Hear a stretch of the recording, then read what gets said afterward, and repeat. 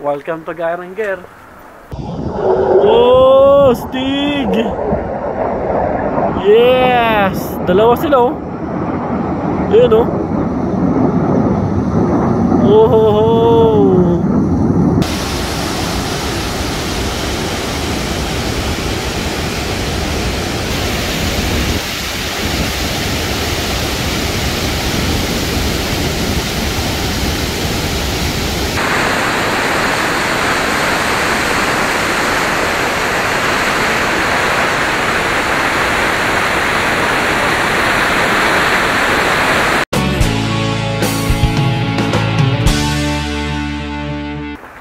What's up guys, Day Travel. Pupunta tayo ngayon ng Garanger. Mula dito sa SPLKB Colison, siguro mga nasa 3 oras yung biyahe. So tara, let's go. 1 week na lang, babalik na kami ng Pilipinas.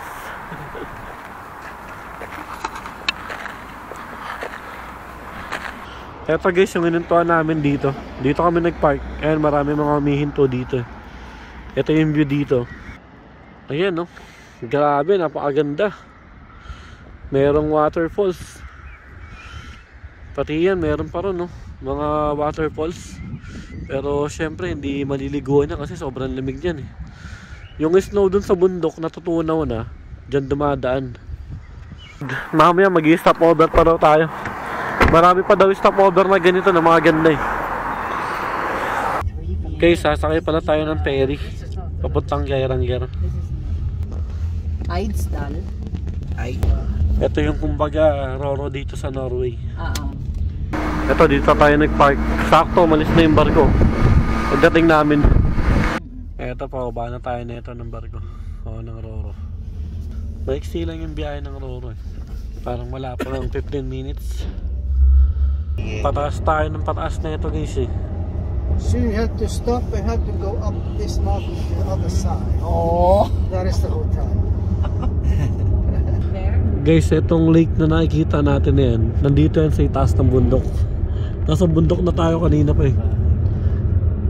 Lupit eh, no? Laki ng lake na to. Sipin nyo nandito sa taas ng bundok. Wow, white days. yes. Look at this. Up and up and up. Guys, ito nag-stop over tayo ulit. Merong waterfalls dito, napakaganda oh.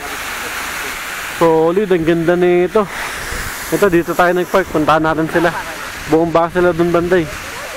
Meron dito mga camping car na buong biyahe. Wow! Pucha, grabe, napakatindi. Guys, napakatindi ng view dito sa taas na to. Ito ipapakita ko sa inyo.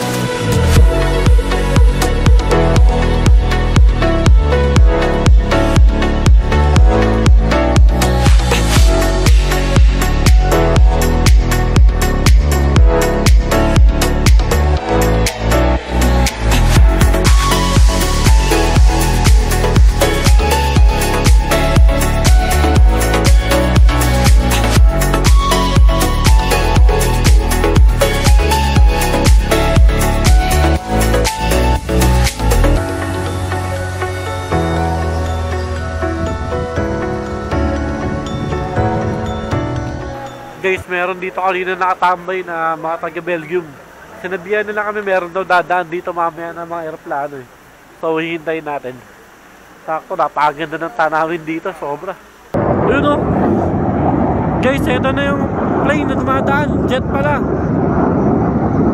Ayun o. So guys, ayun, meron nang dumaan na isa. Jet fighter pa rin dadaan. Dalawa na yun, diba? Dalawa yun. Dalawa pala yun. 2 and 2. Yun! Guys, ayun ang jet fighter oh. Yun! Sobrang liit. Ang hirap kuhanan. Dalawa. Meron na isa. Ang lamit. Nakuhanan natin. Yes! Lupit na na. Pang top Gun Maverick. Wala na, hindi na makita sa bundok. Guys, ito na. May dumaan ulit. Ayan, oh. Oh, Stig! Yes! Dalawa sila, oh. Ayan, oh. Oh, ho, ho. Lupit! Pang Top Gun Maverick yung datingan.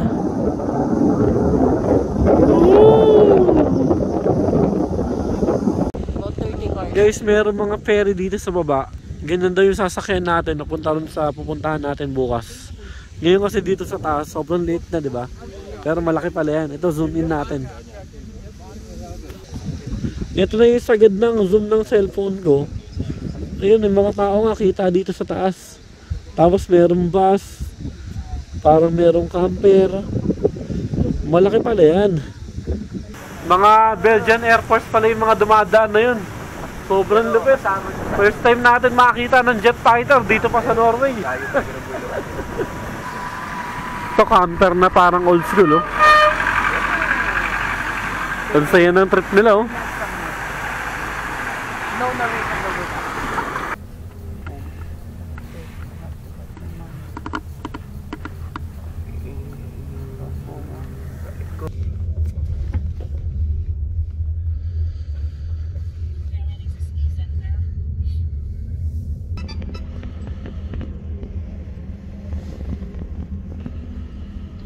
What is on my wall?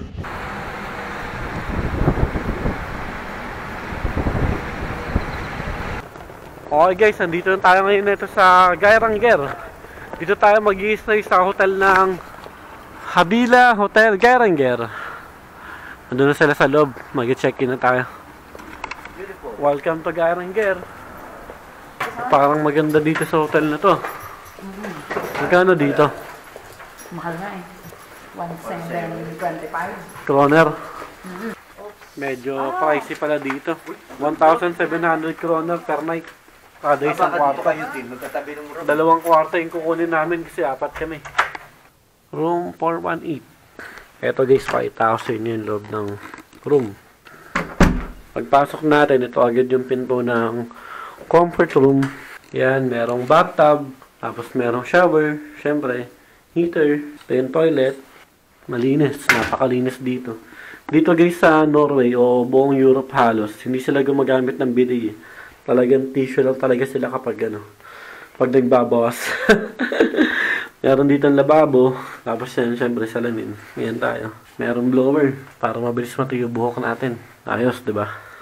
Meron tayong lagayan ng damit dito. Ito na agad yung kama. Itong kama dito good for 2 person tong room na to eh. Pero parang maliit siya para sa amin dalawa ng kuya ko. So, baka doon ako matulog mamayang gabi sa sofa bed. Dito sa tabi ng kama, meron kang dalawang storage kabilaan. Meron kang lamp. Tapos meron ditong salamin na malaki. Yan tayo. Nakasuot tayo ng winter jacket kasi malamig pa rin dito sa kanila. And then meron tayong office table dito. Tapos ito, meron ulit na upuan dito. Tapos ito yung sofa na pwede magawing higaan. Kaya bala ko, dito na lang ako matutulog mamaya para hindi kami magsiksikan ng kuya ko dito. Ganda ng lamesa na to. Tapos meron ditong heater. Ayan, heater yan. Dito sa Norway hindi sila gumagamit ng air condition kasi nga laging malamig dito sa kanila kaya heater lang talaga sila. Tapos meron ditong TV na malaki. Tapos ito naman yung balcony. Dito sa balcony, meron dalawang upuan. Tapos meron lamesa dyan and then ma-ashtray. Grabe, ang ganda ng view dito. Kaya pala medyo medyo mahal eh.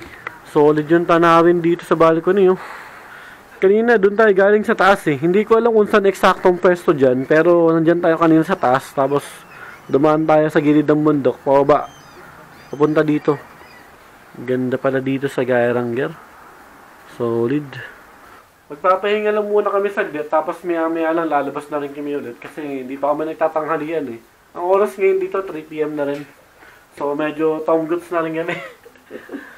Guys, nandito na tayo ngayon dito sa labas. Lakad-lakad tayo dito sa Geiranger. Hanap tayo ng mapapudripan. Madami din naman palang ano dito, store tsaka mga restaurant. Tourist destination din daw tong ano, Geiranger. Ito na yung in-order natin. Burger with bacon, potatoes, and then meron tayong cola for 279 kroner. Late lunch namin to, pero dito sa kanila 5 PM. Ano na to, dinner na to. So, tara magkain na tayo. Guys, ayun yung hotel na tinutuloy natin, Habila Hotel Geiranger. Dito tayo kumain sa restaurant na to. Tapos meron toilet dito. Meron bayad, i-share ko sa inyo kung magkano. Ayan, toilet yan. Tapos yung bayad, pag iihi ka o magbabawas ka, ito 22 kroner. Times mo sa 5 or 6. Magkano palitan ngayon? Mga 5 or 6. So, ayun guys, pag iihi ka o magbabawas ka, 22 kroner yung bayad. Iihi sana ako, ititisin ko na lang pala. Fjord Buddha. Bilihan ng souvenir. Guys, kanina sumakay tayo ng Roro. Dito tayo galing nun. Lingi. Tapos nag-drive tayo dyan. Hindi ko kabisado kung saan dyan banda eh. Pero ngayon, nandito na tayo. Ito yung Geiranger. Tapos bukas, sasakay naman daw tayo ng Roro dito sa Geiranger. Papunta naman dito sa Helisilt. Hindi ko sure kung tama yung basa ko. Pero meron ditong troll o trolls. Yung sa mga history nila. Ito yung mga pinaniniwalaan nilang mga sinaunang naninirahan dito sa Norway. Kaya meron mga ganyan dito. Kung sa atin, mga inka-inkanto dito, meron silang trolls yung tawagin. Doon tayo galing, yung nag-stop over tayo kanina. Yung may mga dumadaan na jet fighter. Tapos yun, dyan para tayo dumaan kanina. Paliko-liko, pababa dito. Ngayon, nandito tayo sa gitna na ito. Yan, nandito tayo ngayon mismo. Meron ditong ano, parang nirentahan ata ito. E-mobility, Ålesund. Ito, ganda oh. Electric siya eh. Parang okay magkaroon ng ganito sa ano, sa Philippines. Good for 2 person. Ito meron ditong mini grocery store. Joker yung pangalan. Hansa or Heineken? Hansa. Easier. Red and green. Ito dito para daan ng mga camping car. Ito ang ganda nito. Mercedes na camping car. Ito pa. Elegance. Ang dami naka-parking dito na camping car. Guys, dapat talaga, naka-camping car din kami ngayon. Kaya lang, yung camping car nila, hindi pa rin tapos ayusin eh. Andun pa rin sa kasa. Kaya ginawa namin, nag-check-in na lang kami sa hotel dito. Pero dapat talaga, naka-camping car kami. Kaya sana dito. Ang dami nakaparada dito na camping car.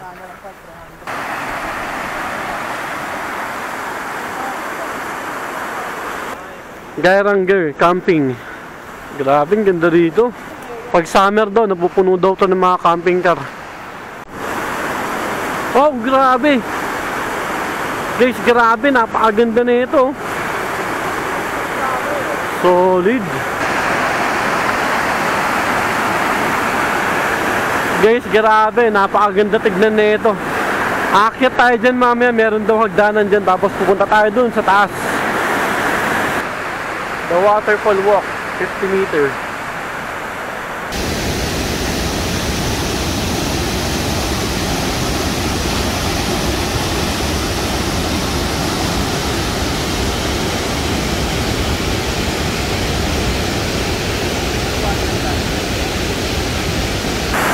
Ito na yung umpisa ng akyatan dito. Buti may hagdanan naman kaya okay lang.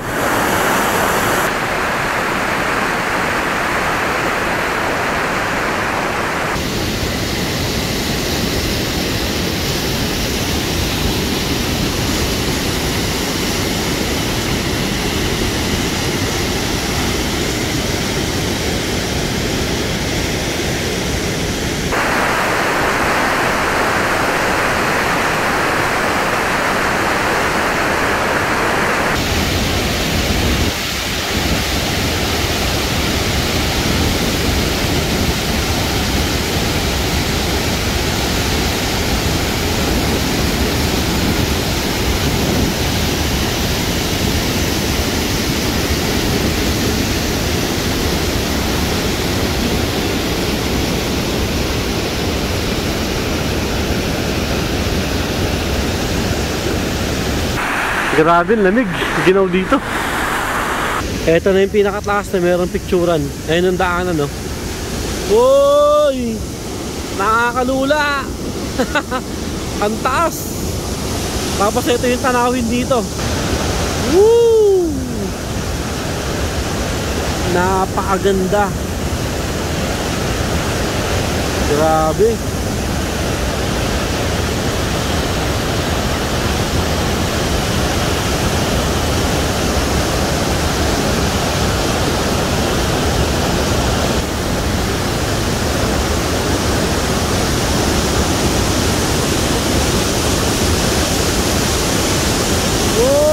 Grabe, nakakalula sa personal.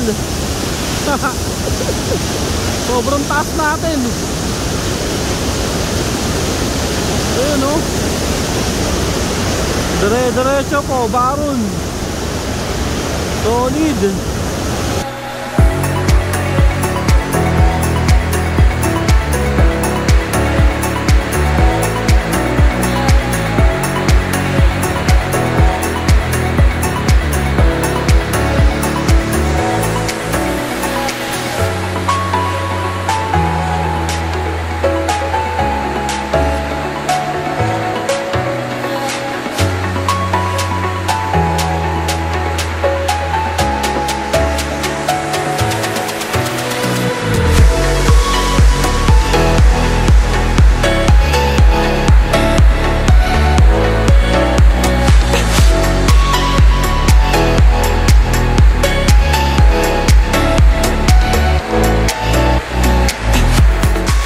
West Norwegian Fjords. Doon tayo galing sa pinakababa na ito. Ayan yung hagdanan na dinaanan natin. Dito tayo nagpicturan kanina. Nandito yung tayo na ito sa pinakataas. Ito yung pinakadulo niya. Hotel pa rin nandito. Hotel Union. Sabi sa akin nila, mahal daw dito sa hotel na to eh. Grabe yung waterfalls dito. Napakaganda. Pero yun nga, delikado kasi yung current ng tubig. Napakalakas, hindi biro. The waterfall trail.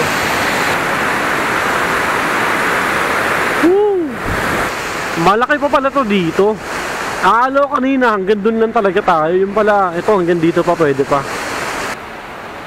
Malamig. Di makayo ko. Kaya nga yung chan eh. Buha ba rin taba na Jake Robin eh. Sobrang lamig. You can drink it. It's sweet. Fresh water. That is fresh water. Oo nga, no? Yun, park pa rin nandito sa gitna. Mayroong playground ng mga bata. Ay, may mga bata naglalaro. Sobrang ganda! Guys, ito yung paligid. Ipapakita ko sa inyo. Napapalibutan tayo ng bundok. Actually, nasa gitna tayo eh. Yan, no?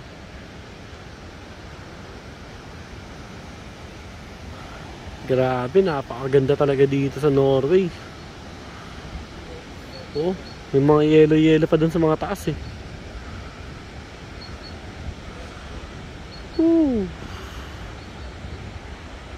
Napakaganda. Tapos yun, may waterfalls dun, no? Zoom in natin. So, eto guys, yung waterfalls. Ito na yung zoom in ng cellphone natin. Ayan, no? Ang taas nan. At ang layo niyan dito sa pwesto natin ngayon. Ganda.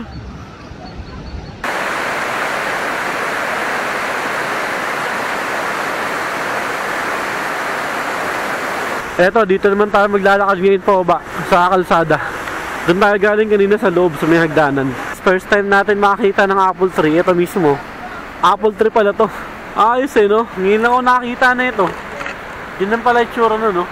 Siyempre, walang bunga ngayon kasi kakatapos lang ng winter. Solid yung kalsada na to. Puro ganito yung dinadaanan natin kanina papunta rito eh. Andun tayo kanina galing sa bundok na katapat natin eh, no? Ito na yung mismong baba ng waterfalls. Eh, no? Konektado papunta dito. Tapos yung mga camping car, ayun, dito sila nakapark. Guys, tamang inom lang ako dito sa balcony. Grabe. Isang linggo na lang, babalik na rin ako ng Pilipinas. Napakabilis ng bakasyon natin dito sa Norway. Parang kailan lang, kakarting lang natin dito. Yung 6 weeks natin, matatapos na rin agad. Kaya bawat huling sandali ngayon dito sa Norway, ninanamnam ko talaga eh. Katulad nito ngayon dito, napakalamig dito sa labas, pero dito ako umiinom mo.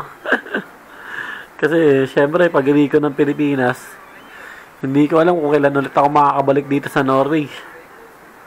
Kaya susulitin ko na yung mga huling sandali natin dito. Habang nandito pa ako. Bukas dito kami sasakay ng barko. Papunta naman sa ibang lugar kung saan kami mag-i-stay. Susulitin natin ng isang linggong natitira natin dito sa Norway. Meron pa tayong mga pupuntahan na lugar. Kaya abangan nyo pa yung mga susunod nating adventure habang nandito pa ako sa Norway. So, kita ka sa ulit tayo next vlog. Good night!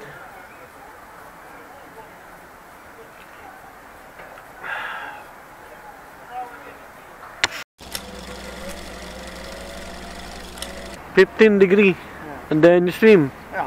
Oh my god. Guys, dito, mainit na sa kanila yung $15. Nag-swimming sila ng $15. Ay, ang kalsada na yan guys, na paliko-liko na yan. Diyan tayo dumaan kahapon. Wow.